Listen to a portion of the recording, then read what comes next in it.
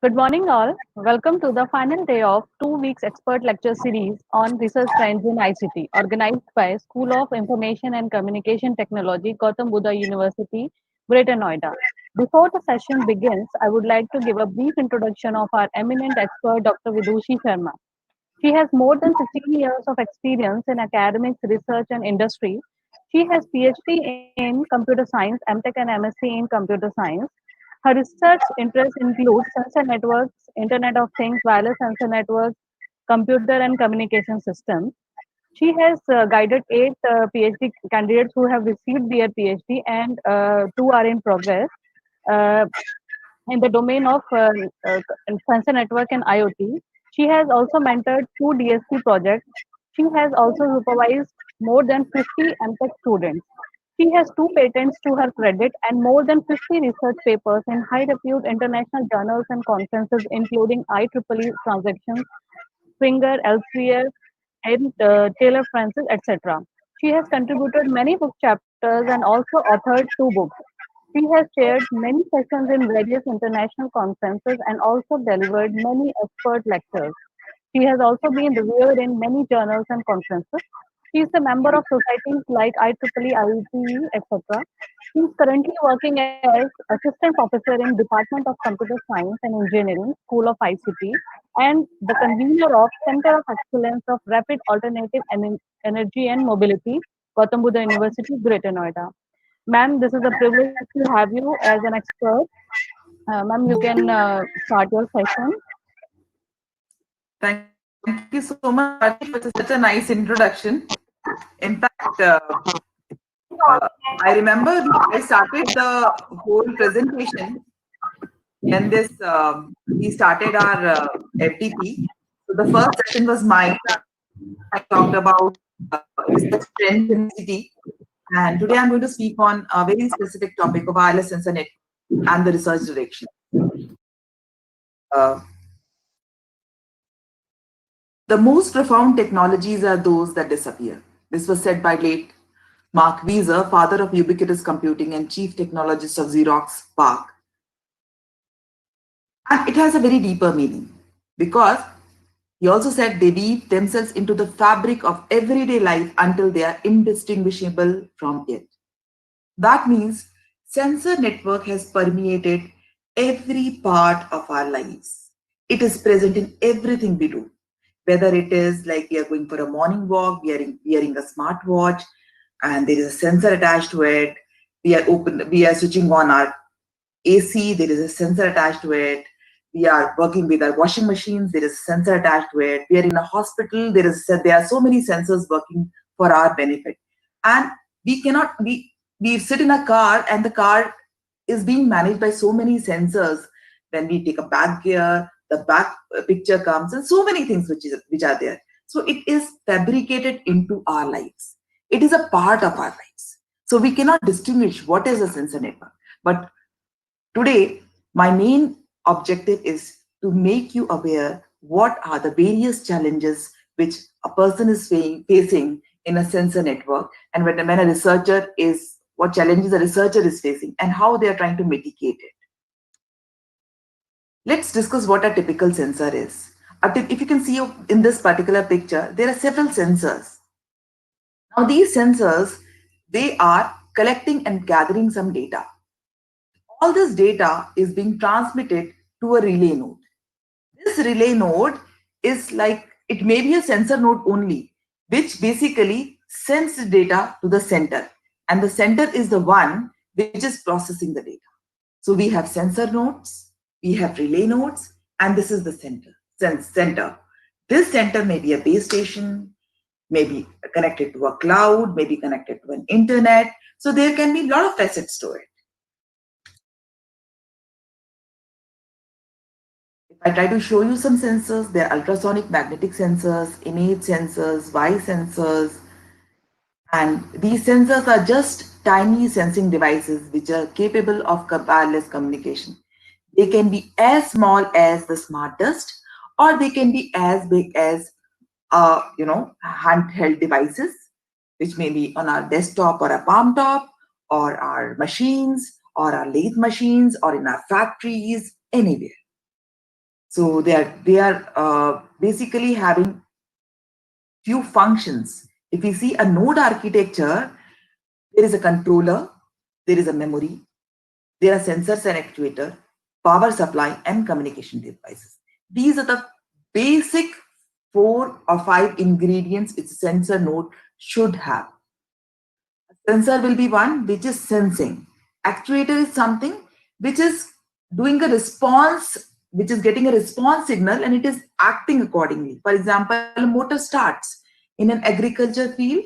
When you sense an agriculture field and there is some problem in this, and then you want to water your plants and the water level has gone down to below a certain level, the actuator will get a response to it and the pump will start for watering the plants. There is a controller which is controlling all these functions. Probably they are also having a program which is running and managing the whole functionalities. A communication device is a device which is communicating from one sensor to another sensor. They may have an antenna to communicate. There will be a radio signal which will be generated by them, and then the communication will happen. A memory which will store your programs, which will store your data, and everything will be controlled by a power supply. So the whole model is that we have a sensor node which is connected to relay nodes, which are connected to the central nodes, and they are communicating to make our network work. Now what happens? There are several issues which we face, and these are the research dimensions which we call off. These research dimensions may exist in various parts. For example, a sensor node constraint. A sensor node may be having certain problems. And these problems are actually the challenges which researchers take up and try to mitigate that. The major challenge with a sensor node constraint is that our power supply is limited because most of the sensor node devices are battery operated. So we try to work on, the researchers try to work on having an energy efficient sensor node. We may face a problem in communication device also. So a communication device may also be one of the problem areas where the researchers might like to work up. So power supply and sensor node are the power supply and the communication devices can be one of the 2 areas which are constrained in a sensor node. Another aspect can be of a communication channel constraints. Today, we know we are facing this pandemic and everybody has gone online. Everybody is using communication and they are doing all their work in an online mode. Offices are online, schools are online, the education total system is online. So there's so much of communication happening online. And we have a limitation of our wireless channels. So these constraints have to be mitigated. These constraints have to be solved. So major research area which has come up nowadays is communication challenge. Nowadays, our sensor nodes and sensor networks are integrated with cloud, with Internet of Things. So these services have to be integrated. Today, we call an Ola driver or a Uber driver. We have an application which is there on our mobile phones. We just install that particular application. That application goes to some server. A particular driver is contacted in this particular vicinity. He is being communicated through some applications, through a cloud, through an internet, and there is an integration of so many networks. When this integration comes, there are challenges which we face, and we want to mitigate this challenge. So this is one of the research challenges. And there are further other dimensions to it. There may be dimensions like localization, coverage, self-configuration, routing, MAC layer issues, topology.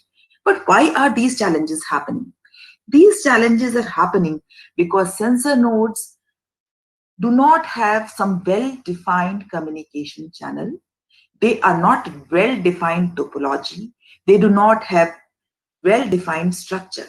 It is something like, I want to monitor an environment. So I'll just throw few sensors in that environment. And these sensors will try to realize where they are existing. They will become alive, they will start communicating. This is called, they will configure themselves, they'll start communicating with each other, and then they will start transmitting their data. So that is how they communicate. They do not have a set pattern. Even they have to find out where they are located. What is their topology? How to configure the topology? How to send my message to a sink? Sink is something like a center only. Fine. It may be a base station. How to communicate to that particular base station? So they are trying to communicate with each other to send their data and information after sensing their environment to a server somewhere located at a distant part. So there are a lot of constraints in that. What should be my route? How efficient should be my route? How should I locate other sensor in my vicinity? What will be the MAC layer issues? How should I manage the topology? Will it be a tired topology, or will it be a flat topology, or will it be a clustered topology? So these are the research challenges which a researcher faces to make our wireless sensor network more robust. And all these research challenges are weaved into one single part, that is application. It is the application which decides a sensor node. The application we decide what are my constraints. I'll try to tell you all these constraints, and we'll talk about all these constraints in today's lecture. When we talk about sensor node constraint, it is the energy conservation mechanism we try to talk about. Researchers across the globe are working into energy conservation mechanisms. Now, we can save energy, but from where to save the energy? Do we work on the localization aspect, on the security aspect, or let's synchronize on the aspect of synchronizing one node to another? All these are algorithms. When a sensor node communicate with each other, for that communication to happen, there has to be some algorithm which runs. It may be a localization algorithm, it may be synchronization algorithm, it may be an algorithm to manage the timing between the various nodes, it may be an algorithm for communication, for transmission, for media access control, for topology control, for mobility control. So these are the algorithms. If these algorithms are efficient, then we can save the energy. We can power our nodes. We can save the power of our nodes. So researchers are working on empowering the processes, empowering the duty cycling. Every node cannot be active all the time. So we need to put those nodes to sleep for some time. Whenever there is an activity, let that node be up. Let it communicate. But when there is no activity going on, let that node sleep down. There can be communication. We can have an efficient communication. Since all the nodes, we'll talk about it in the later slides. When the node is communicating with each other nodes, there is so much of plethora of data which is coming up. Every node is sensing and giving and passing on the data to other node. So it is exponentially increasing. We need to reduce the data. We need to control the transmission power. We need to control the route so that our route is efficient. If the route is efficient, we can manage our energy levels. Power management. It is said that 70% of the energy can be saved if we manage our power efficiently. And that is working on the operating system level. We can manage our power because every sensor node has got different components. So if we want to manage those components, we can power them according to their requirement. We can do the voltage scaling. We can schedule the task.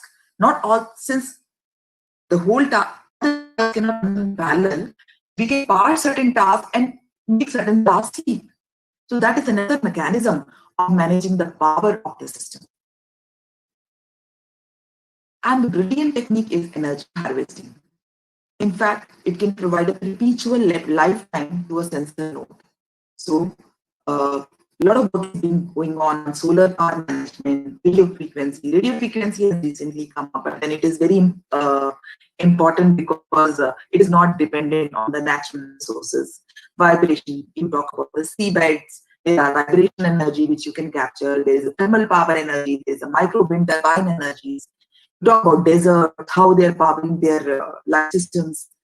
So all these energy harvesting techniques can provide a perpetual lifetime to a sensor node. we talk about the power management schedules. Power management can be in the three domain areas. One is the component part.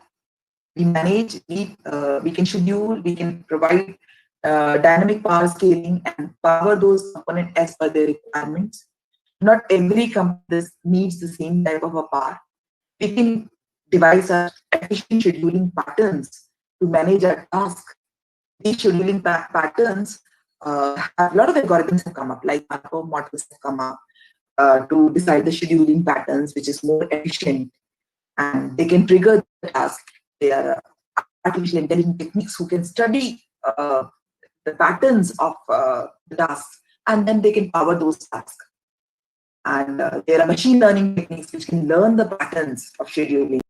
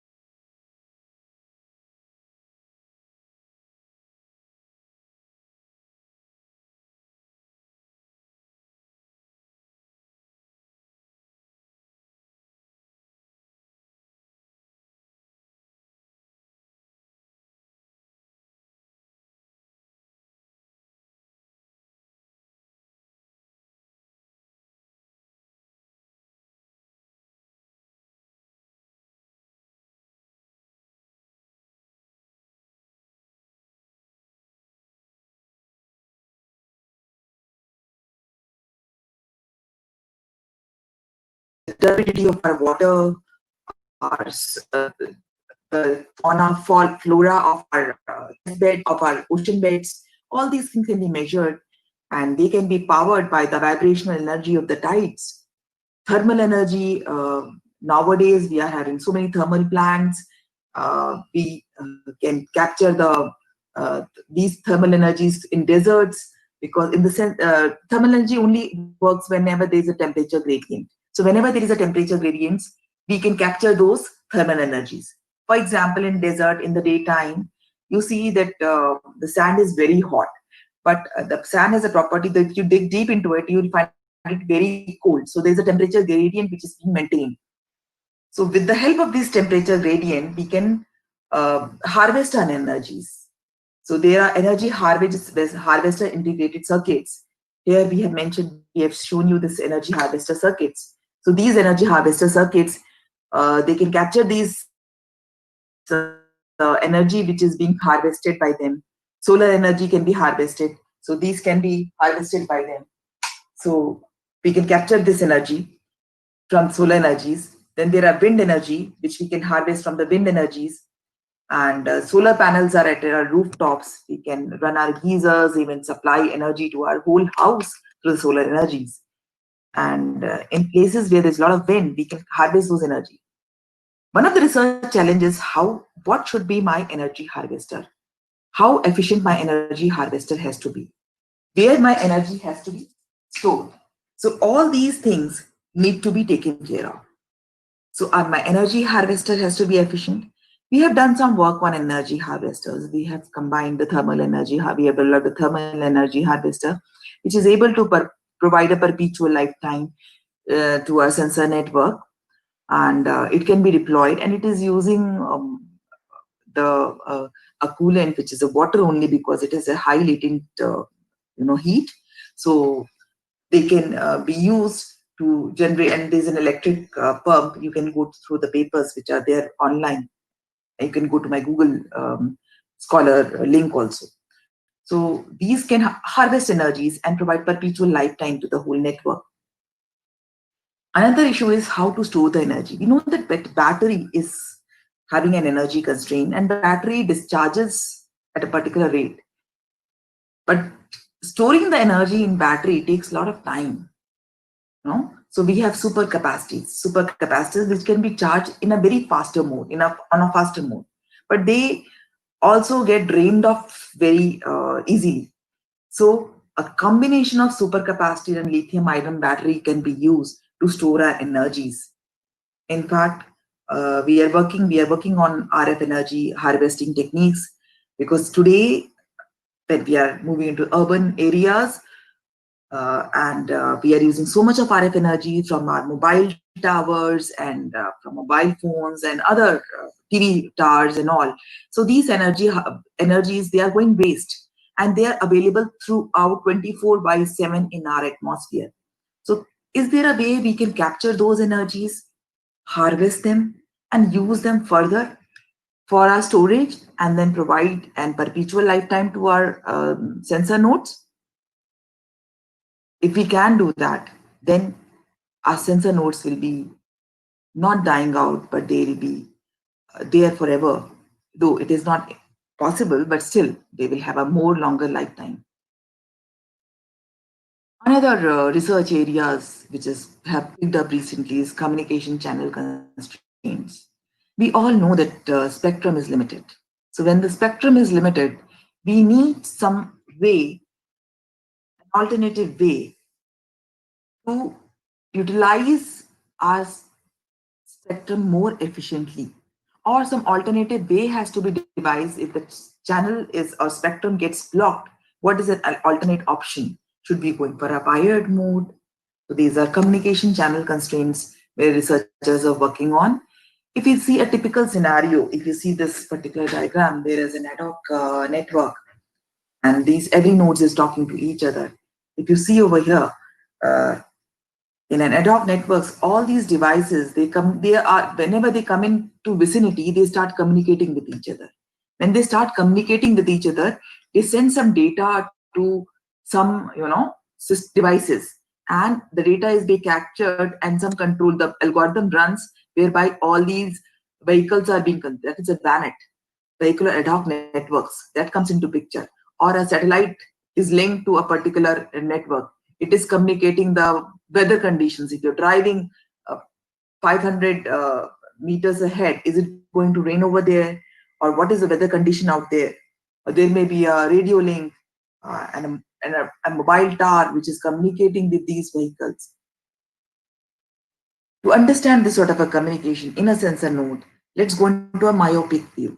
Here, if you see, all these are sources which are communicating. These sources these are the sensor nodes which are communicating.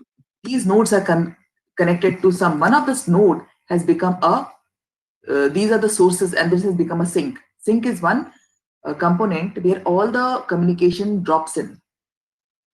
A sink may be a separate device altogether also. Here in this network, the sink is here, but in this network, a sink is a separate device. Or sink can be placed in a very distant location through the internet. So the nodes are being communicating to the sink, and the communication is happening through the sink. This is one aspect of a sensor node, that how to communicate, how these nodes communicate with the sink. Another thing is aspect of studying that research challenge in the communication channel is what type of communication is happening in a communication channel. Is this a single hop or a multi-hop? Actually, in a sensor node, it's a multi-hop communication which happens, because sensor nodes are not so much powered up. The antenna has got some range and it cannot transmit the data to a longer range. And there may be obstacles in between. So that nodes are transmitting the data to some other node and then they are going into sync which is located somewhere else. So this is another aspect. One of the alternative solutions to handle those spectrum is, in fact, one of my students working is in this direction. It's Niti, you already had this lecture on mathematical modeling from her. So she has proposed a alternative, path, alternative channel option, whereby uh, if the wireless link is clogged up, you can use a wired link. And to make this particular alternate arrangement, you can have an intelligent gateway. These intelligent gateway is maybe having some machine learning technique who can automatically understand when the link is getting choked up, when to move on to the wired link, and all these algorithms. So there's a task which can classifier which classifies the various tasks based on monitor the health of that particular link, and at a particular threshold level, the link shifts to the wired link. So spectrum can be analyzed and spectrum needs can be analyzed. In fact, cognitive network has also come into a play. That is one area which researchers are exploring. And the primary spectrum, which is a licensed spectrum band, if it is not being utilized fully, the secondary users can use that licensed spectrum band at that particular time and transmit their data. So that is another functionality which has come up. And thanks to our researchers who are able to provide us so much of insight into cognitive networks. And there are so many algorithms which are running into play. So we are optimizing our channel requirements. Nowadays, when the world is becoming very small, we are having all this online lectures. In fact, this lecture is being telecasted to you. Somebody is sitting in Bangalore, somebody is sitting in Chennai and Mumbai, and they are using these their devices to communicate, to have an online study and all. It is just not that systems are connected through internet. There's so much of activities going on cloud, on fog computing level. So they all have to be integrated into one unit. So they are integration constraints because every devices have their own operating system, they have their own communication channels, they got their own softwares. All these have to be integrated. So to bring about that integration, there are specialized people who are talking about the integration only, and they're coming up with solutions for the integration. So that there is a huge scope of research in the integration, because today we are moving from wireless sensor network to IoT and Web of Things. When we say IoT, it is Internet of Things. All the devices on the internet are communicating with each other. The things are our devices. These are the sensor devices which are talking to each other. For example, if I'm talking about smart home, I'm sitting over here and I'm feeling hot. My AC is being switched on. This AC is communicating with let's say, the moisture of the moisture aspect in my particular room. So it is sensing the temperature. There is a thermostat which is switched on, switched off. Humidity levels are maintained. There may be a device which is maintaining the air quality because of the pollution levels. At times we have air purifiers. So the moment it finds the pollution level is going up, so air purifiers turn on, and my health is being monitored when I'm sitting at home, and my reports are being sent to some hospital management system, to my personal doctor. He can review my reports and find out, okay, fine, I am right now fine. An old person who's sitting at home, and I'm working in my office, my grandfather is sitting at home, or my grandmother is sitting at home. So I can take care of my elderly people sitting at my office. I can monitor what are their sugar levels, what are the BP levels, and how much movement they are making, where are they right now. I hope they are fine sitting on their chair or sleeping, or they have not tripled down on them in the bathroom. So I can measure all these activities, and to weave all these activities around us, we have a fog computing, there are communication network, there is a cloud data which links to our applications. Applications are just the part, but the network part has moved. These applications enable our cloud, our fog, our communication network, and our IoT network and our sensor network to communicate with each other. Normally, these are the buzzwords which we talk about. Edge computing has come into picture. Fog computing has come into. What is a fog? What is a edge? See, let us understand one particular aspect. Whenever we have various nodes, these nodes are are at a ground level, so they are just communicating with each other. But there is a second tier which exists above these sensor nodes. That tier is of fog. That tier is of fog. We know cloud is in the sky. Cloud word has come from the sky because cloud exists in the sky.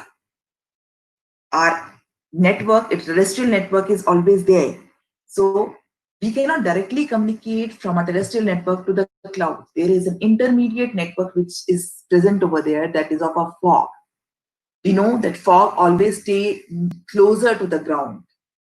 And mist is one which mist is that ose, when you get up in the morning, you find mist on the node on your leaves.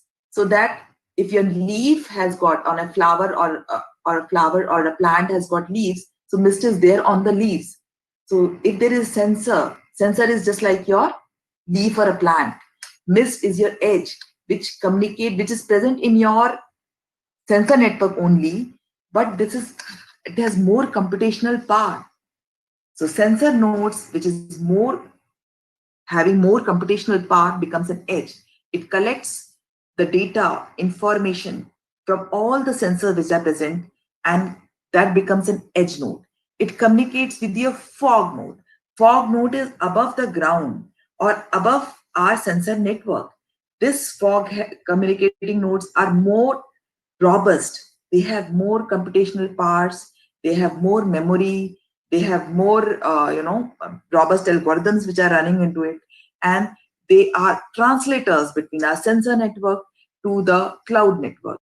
So they pitch into between, and they also work on certain algorithms like data and aggregation algorithms. They work on in-network processing, so that they reduce the voluminous amount of data and then pass it on to the cloud after uh, you know doing some analytics on the data. So that is why when we say data analytics, machine learning, artificial intelligence, all these are tools which have weaved their way into our networks. So they are enabling technologies of our network. We have sensor network, and enabling technologies reduce our data, filter our data, and provide the meaningful data to the cloud.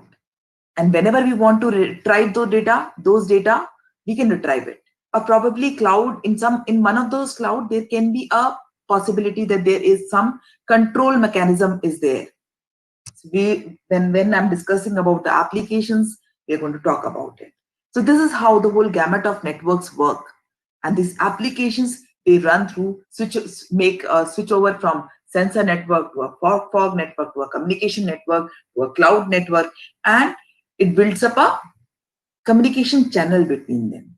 And whatever we require, we get those informations. So nowadays, the IoT architecture layers have also changed. If you see a particular layer, you'll find I'm touching this topic, though every topic is very big itself, is a communication lecture. I cannot get into the details of that, but still I want to give you a picture of it, how these network layers are there. So there is a fog computing artifacts, distributed IoT architecture. These are the analytics, AI, machine learning, which is weaved into our environment. Data collection and integration is being done. So we have devices which are sensors, which are getting the data.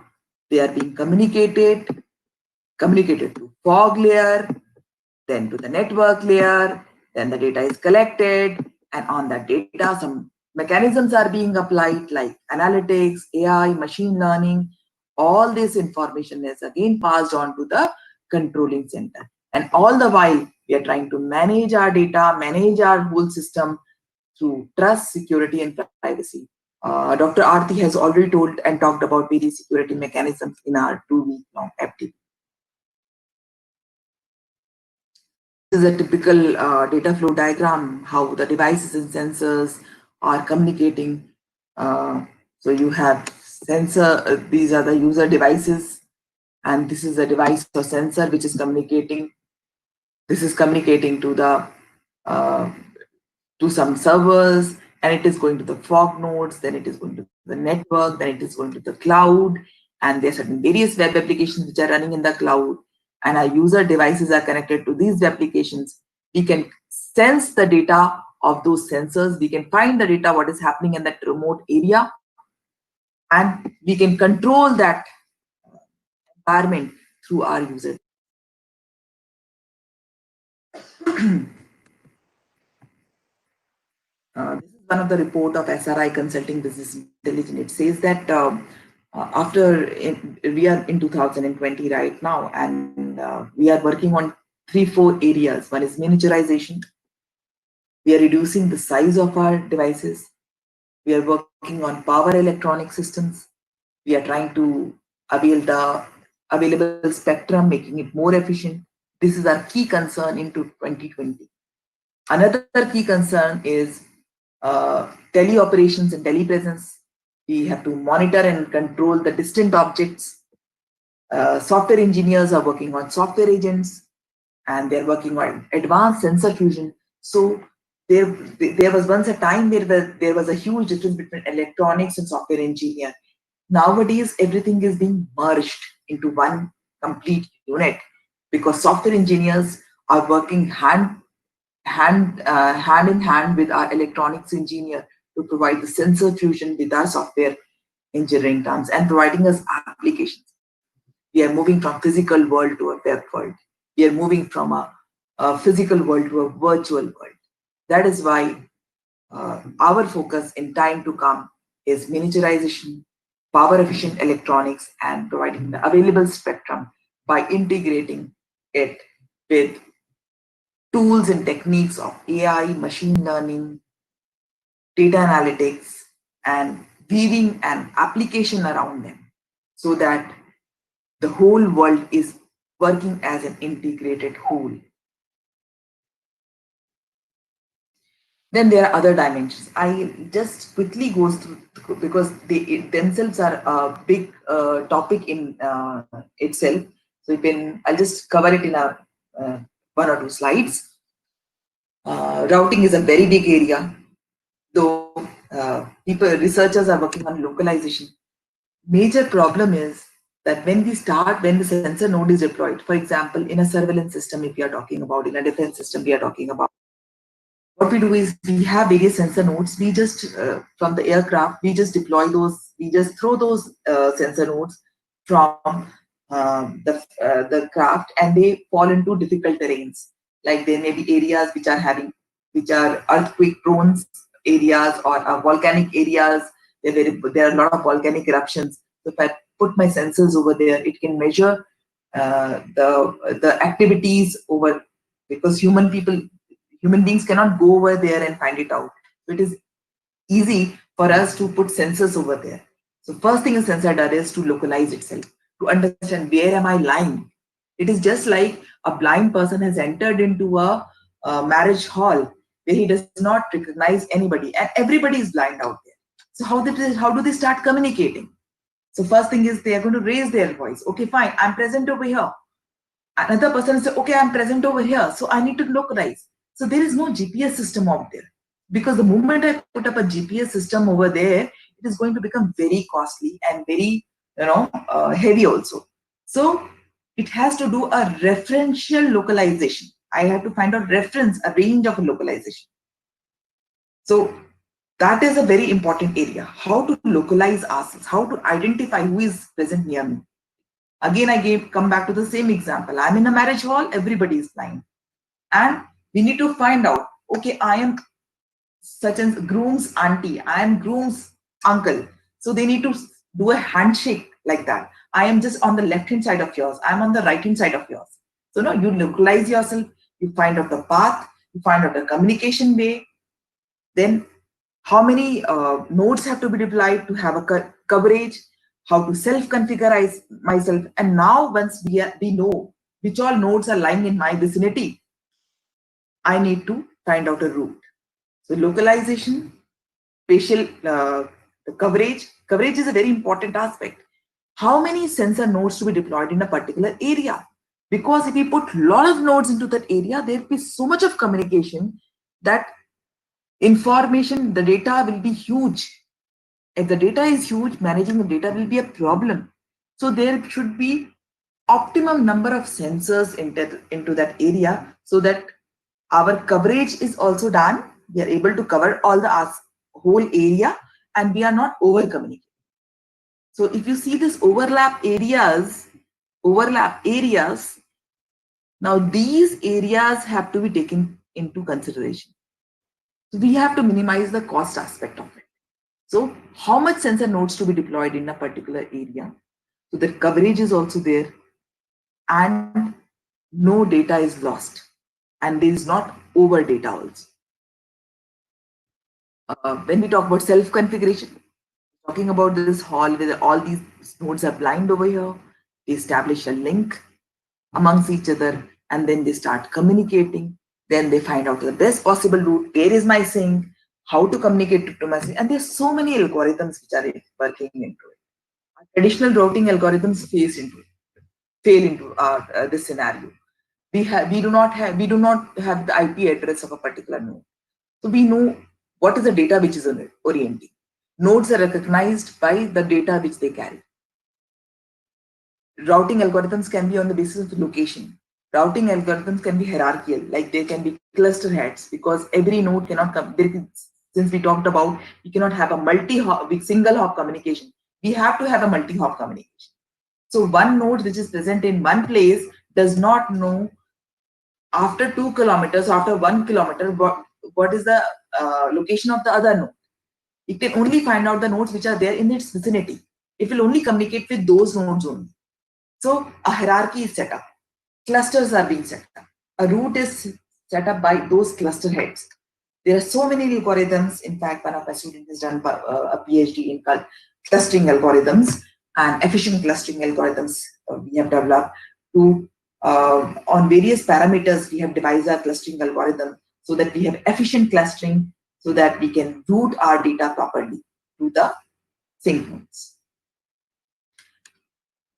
We have lease protocol, which a lot of people work on. We have SMAC protocol, PAMAS, XMAC. So many protocols have researchers have come up. But since I again want to tell you one thing, that all the sensor networks are. If you're talking about applications, these applications play a key major role into our areas. Type of routing algorithm we want depends on the application. Type of location we want depends on the application. Type of topology we want, it depends upon the application. Type of sensor node we want depends on the application.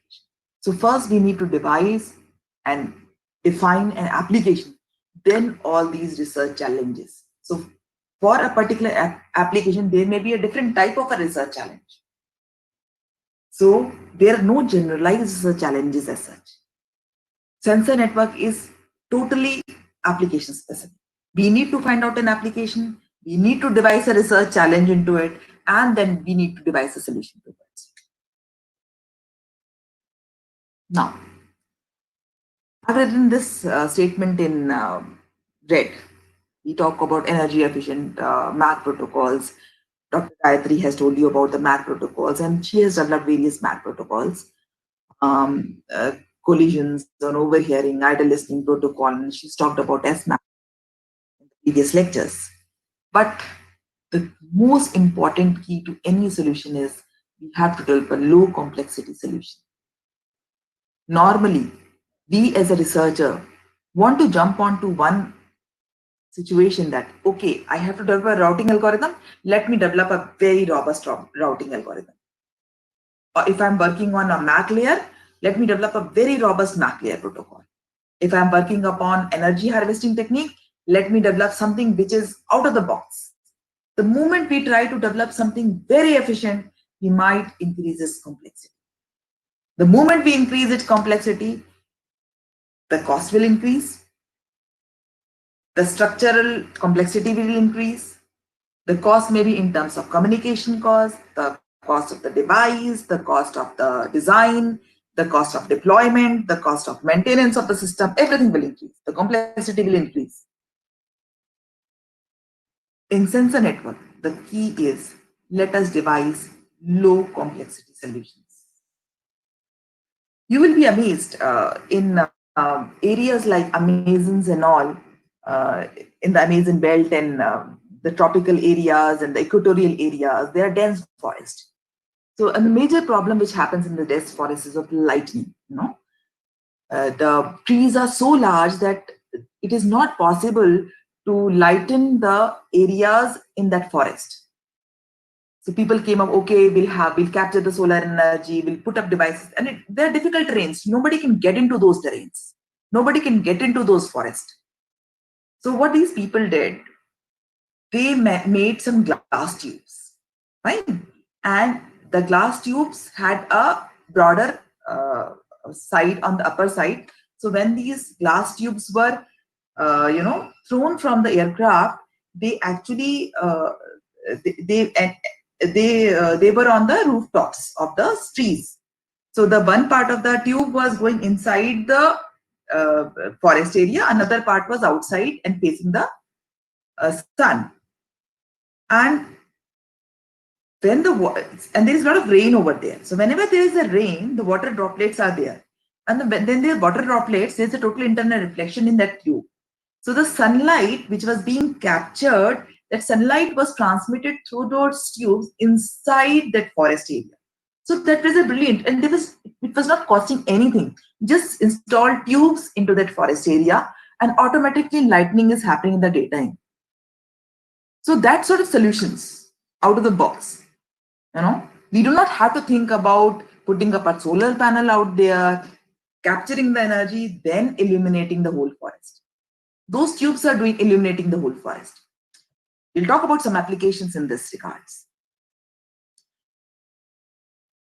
First of all, when we decide on our architecture of a sensor network, or we think about developing a solution around a sensor network, we need to understand the behavior of our sensing of an application devices. An application device may do a periodic sensing or a non-periodic sensing. If it is doing a periodic sensing, the applications are different. For example, the environmental monitoring sensing applications are there. Home automation sensing applications are there. Consumer electronics applications are there. Military surveillance is there. Healthcare monitoring. Because all these applications, from consumer electronics to military surveillance to health monitoring, they are periodically monitoring the environment.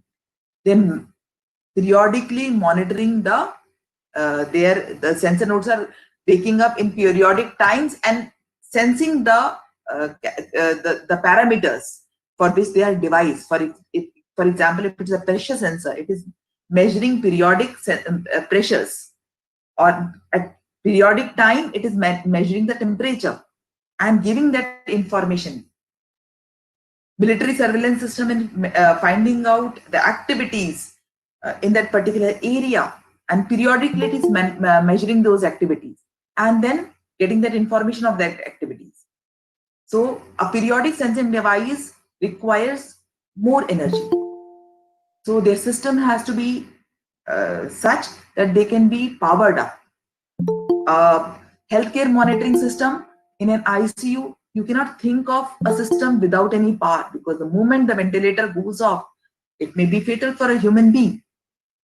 Now then there are devices which are, there are applications which are non-periodic sensing devices, applications.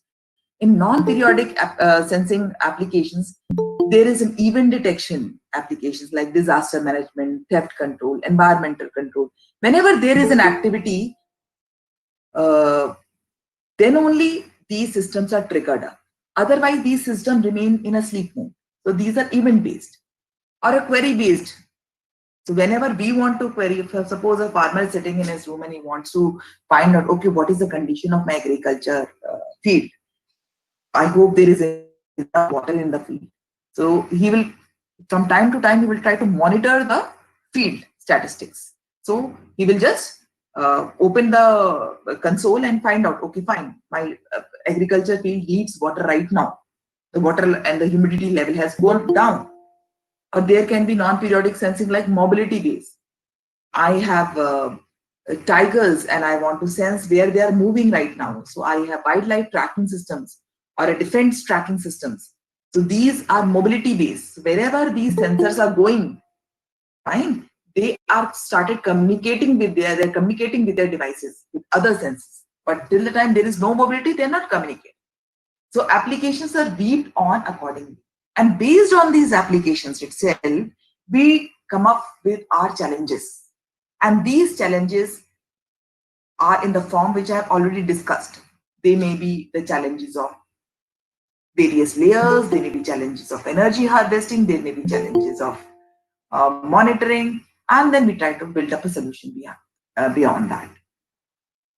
Example, like applications can be on the basis of we can divide the application on the basis of the deployment environment, like there can be applications the terrestrial based, underground, water applications.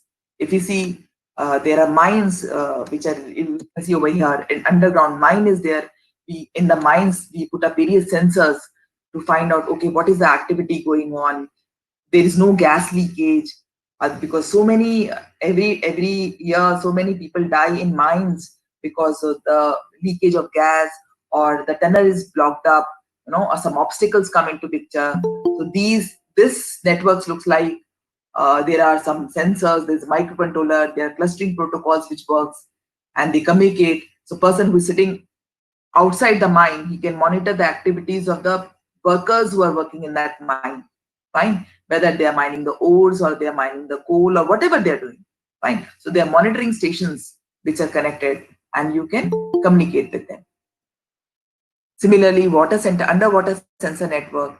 So there are so many sensors which are deployed underwater. One of the research challenge in an underwater sensor is what is the modulation technique?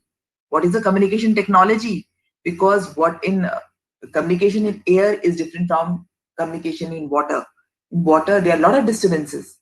So electronic engineers, they work on frequency hop spread spectrum techniques, or direct sequence spread spectrum techniques, and they work out the communication links and they communicate with those sensors. This is a surface buoy. All these sensors are connected with the surface buoy, and these surface buoys are in turn connected with through a radio link to the internet, to some data repository, and this data repository is accessed by a user through the interactive maps and the query management tools, and then the whole data is lying in the gateway, is communicated to the gateway. There some control measures can take up. So these underwater sensors can be measuring the wildlife, or disturbances, or there can be seismographic sensors which can check the ocean flows and when the earthquake can come. Right? All these activities can be monitored. The applications of sensors are integrated with IoT, and ultimate goal is to automate our human life. We all need all the things which we are doing is to automate our own lives. So they can be home building, manufacturing, medical, media, environmental monitoring, infrastructure management, energy management, transportation, even courier services. Even if we are going to the shop, we are buying things, these are IoT enabled. You name it and you'll have it in IoT. Few of the applications which you see in home consumer, you have a smoke alarm system, you have a pet feeding system, you have irrigation controller system, security system in our homes. Light bulbs, they can be controlled with your remotes, the washers, the dryers, the stove, the energy monitoring system, how much is the energy we are consuming. In US, the major war which they are afraid of as of today is the power grid, because the whole power grid is being managed automatic. Our meters are connected, all the meters in an area, power all the power meters are connected together, and then the cities are connected, and then it is connected with the grid. So if somebody attacks, a security attack is made onto that grid, you can shut down the whole city, whole country within seconds. So that is the major war which they are afraid of. In fact, all the developing countries are afraid of, because you can control a communication link through that simple virus attack. So it is, you are monitoring the whole country through that, electrical power supply. And since everything is automatic, and if the power supply goes, people who are in their lifts, they are stuck up in the lift. The transportation has all gone jammed. You're talking about driverless cars. They are not communicating anywhere. So you just have to switch off that switch.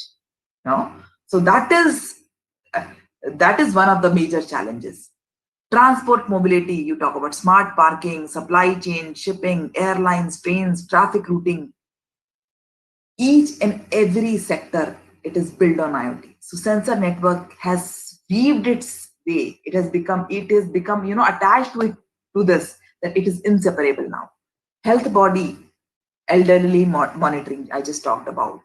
Bio-wearables, food sensors, equipment monitoring, patient care. Today we go out to the airport, we want to take up a flight, we are being monitored for our temperature, you know, and the moment a person is detected, the scientists are developing helmets. You wear a helmet and you move on. So the person who is approaching you from a very distant place, you can find out, okay, he is suffering from COVID or some disease which is fatal for us. So we have to be aware of that. So all these devices are being built up. Nowadays, DST, DRDO, MHRD, they are all funding for these devices.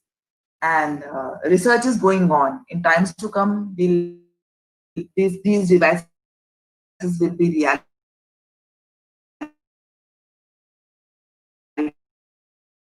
to us.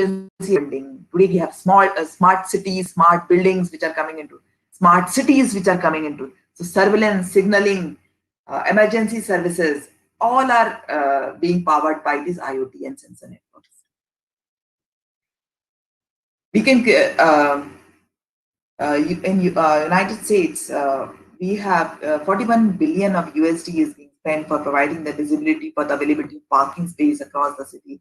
So the moment you move out of your home, you can just switch on your mobile, and you can find out, you can just book your parking space, and you will not have any complaint. Nobody, there is no parking lot over there. Nobody is standing out there. You just, your parking space is booked. You just go to that, but drive to your place, and then parking area, you just park your car. So all these facilities, smart parking is coming into waste management system in smart cities, human intervention, because garbage is something nowadays, when pandemic has come into picture, people disposable of the garbage which is not infectious, that becomes a major problem. If you see these garbage cans, it has got passive sensors which are connected to it. The moment these garbage cans are filled, it is sending the alarm and signal to this communication device, and which is communicated to the cloud, and and this information goes to the garbage truck person takes the garbage truck, and these garbage cans have active sensors. He's managing these garbage cans through the device which is he's holding. All the garbage is put into that can, and a control signal is goes to this cloud. Okay, fine, the garbage can is filled now, and it will be sent to various places like safety authorities and manufacturing plant, recycling plant, or outside the city. There is a city council which will decide where this all these garbage has to go. So everything is being controlled without any human intervention, because it may be very dangerous also. If we are going for a shopping, nowadays social distancing has become a must. We have to be not touching the things, devices or something. So the whole scenario has changed. You enter a particular place, the doors are open, scanners check you, the temperature sensors scan you. Okay, what is your temperature at this particular time? The moment, and then you start moving into the place where all your products are being laid down, And these products, there are speakers which are telling you, okay, last time you purchased this particular oil can, today you have not purchased it, please buy it for you. Okay, you forgot to take the child porridge, or you've forgotten to take the diaper of your child, so please pick it from here. So it will keep on guiding you. Everything is controlled by your sensor. And and shopping patterns are known to this particular place. Then you move with whenever you take a particular product from the shelf, automatically that information goes to that remote site. Okay, fine. The inventory control system. Okay, fine. It has to be replenished now. He has taken this particular can. Again, a can has to be placed over here. Then you move on to the counter. On the counter, there's a microchip of the credit card which will communicate the checkout reader. Okay, fine. This is the billing, and you just pay it online. So you are not having any contact to any human being when you're moving into that shopping mall or to that grocery place. Again, a very important aspect which is weaved onto your life is how many steps have you walked? Did I sleep well? Am I getting the minimum? I'm just wearing this Fitbit Flex or some, smartwatch of Samsung or some other brand, and it is checking my all daily activities and okay, giving me alerts to my hospital, to my doctor, and to me, what is going on in my life. So the risk of strokes is being minimized. People are able to survive longer. Immediate attention is being provided to their health needs. So you can, where I'm going, what I'm interacting with, the affinity of connections. And these applications, believe me, are just working on artificial intelligence, your machine learning techniques, the data analytics, everything has weaved into it. So how much time do you spend on your text? How much time you spend on your exercise? How much distracted you are? Even if you're sitting on this chair listening to this particular lecture also, if your spine is erect or not, or you're going to have cervical if you are bending too much sitting on your laptop. So that all triggers are being met. So it is IoT helps you in lifelong. We are in this era from sensor network to IoT to Web of Things. Recently, I was watching this interview of Stephen Hawkins, and he was not able to speak. But then he was able to speak everything, and the interviewer was asking a question, and then he had a device on his head. So this device has a mind wave which is capturing your thoughts, capturing your EEG signals of your heads, and communicating your thoughts and transmitting into a voice pattern. You can find out. Imagine a day you come home very tired and a device is held. Okay, fine. Today I don't want to drink cold drink. Probably I like to take something hot, a hot coffee, and my microwave just prepares that hot coffee, and somebody serves me, or I can just go and pick it off. It is reading my mind, my habits. So it is a NeuroSky smart sensor which can track your heartbeat, body metrics, your thought processes, your EEG. So we make it possible for millions of consumers to capture and quantify critical health and wellness data. This is what the SoftBank funder, the CEO of the SoftBank says. So we are going into this era, which was something which we just moved in and lived in our virtual space. It was just an imagination which has come into the reality as of today. There is a big but. These are the challenges. How scalable my network will be, what will be my software complexity, how much data is there. We need to keep this data all the time. We have to supply power to it. We can provide the interaction to it. There should be security into it. These are some of the challenges extended wireless network is facing as of today. And there's various school of thoughts. Researchers have having various school of thoughts. They say at one point of time, okay, we should have a robust system. But what are the issues of privacy? What are the security? I just talked about if the power grid fails, the whole country can shut down. What are the social issues which can come up? What are the design issues which can come up? What are the environmental impact? How much environment? If a sensor dies out, it is an electronic waste. How to manage that electronic waste which is become so voluminous these days? What are the social controls, and how it will affect our human being, our behavior patterns, our thinking, our emotional intelligence? How do we interact? Will our mind stop working at one particular point of time? Is so much of information controlled by sensors useful, or is it hazardous? That is a question mark which researchers and we all as a research community, we want to, all of us, we have to decide what we have to pick, what we have to choose, and what we have to deliver. That is what we are aiming in the future. With this particular thought, I thank you very much in my presentation over here. And if you have any queries, you can very well ask me or post me.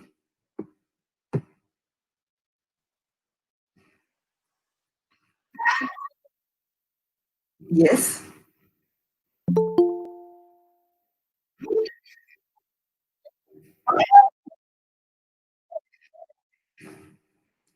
Pardon me?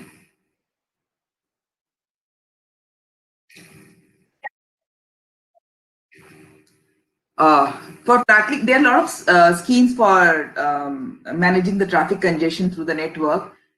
First of all, we have to, in fact, algorithmic mode is one mode, which is by algorithms, you can manage the traffic. First of all, algorithms should be able to identify what is my threshold traffic, and there are machine learning techniques to it, whereby I can identify, okay, this much is the traffic. Then we can, as I told you in one of the slides, that we are going into different spectrum. We can move on, we can divert our traffic to some other modes, because this is a very vast area. And there are a lot of algorithms which are available as of today to manage that particular traffic. Are we working on the protocol level for managing the traffic, or are we working on the device mode to manage the traffic? That is a question. If we are working on devices, then we have to make our devices more robust, or by finding the alternate modes of communication to manage the traffic. Or if we are working on the device level, protocol level, then our algorithms are one major thing which plays a key role into managing the traffic. So the researcher needs to understand, how do I manage the traffic in that case? Nowadays, fog computing, edge computing has come up. Why they have come up is just to manage the traffic only. Because so much of traffic was going on to the internet, on the cloud, and all this traffic was not relevant also. So we were trying to, concise that particular traffic by data aggregation techniques. Then in-network processing is another aspect to it. We do in-network processing, data processing, then hierarchical techniques are there, clustering techniques are there. They can drop out certain data to manage the traffic. So first thing is either to reduce the traffic before it is generated or after it is generated, or to have a back propagation or back control mechanism or feedback mechanism. So whenever there is a congestion happening, we start controlling that particular traffic. We shut down certain devices. So there are several, I think there are a lot of, ways in which we can control traffic. There is not one. In fact, if some researcher has got some problem in that, they can specify their problem and mail it to me, and I can reply it on that. Because there's so many modes. We cannot touch that all the modes today. But yes, I can give you an give you a hint on that. It can be algorithmic, it can be device, it can be backpropagating, it can be putting up special devices to mitigate those traffic by reducing those traffic. All these things are there.